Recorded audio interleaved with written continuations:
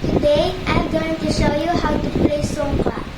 The mechanics of this game is simple and easy. First, you need marbles, pebbles, or seashells. Today, I'm going to be using seashells.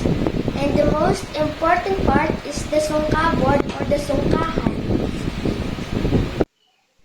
To begin a new game, you must place the board horizontally between the two players so that each player has 7 houses or holes in front of him. And the heads should be at the far ends of the left and right. Each player's head is the hole or pit to the extreme left. Each player controls the 7 holes on his side of the board and owns the head to his right. The goal is to accumulate as many pieces in your own head.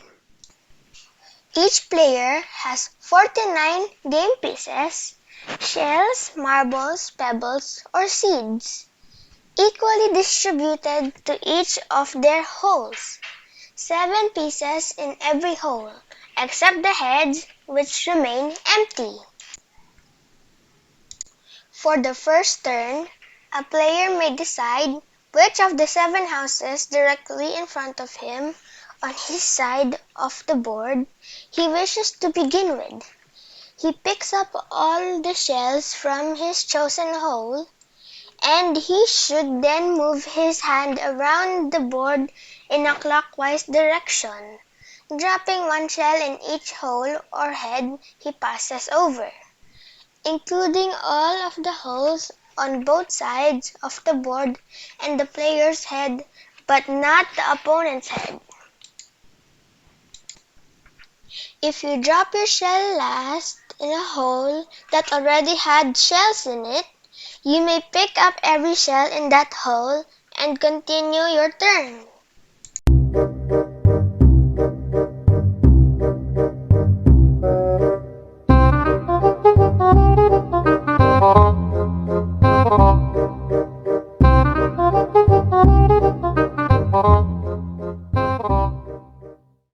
A few moments later.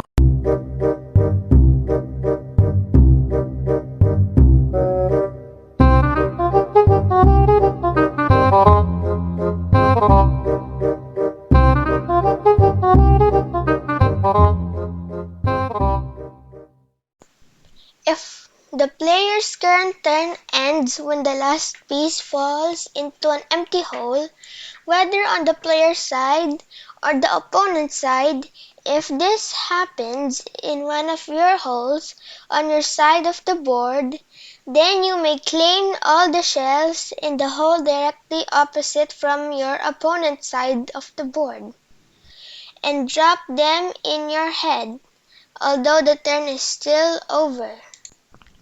Both players play simultaneously, and it can be quite hectic.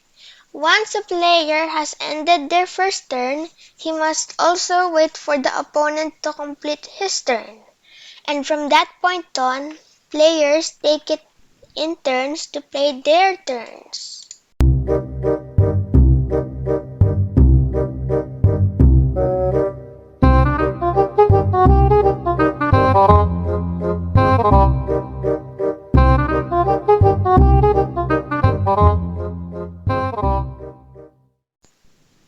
The game ends when no pieces are left in any hole on both sides of the board.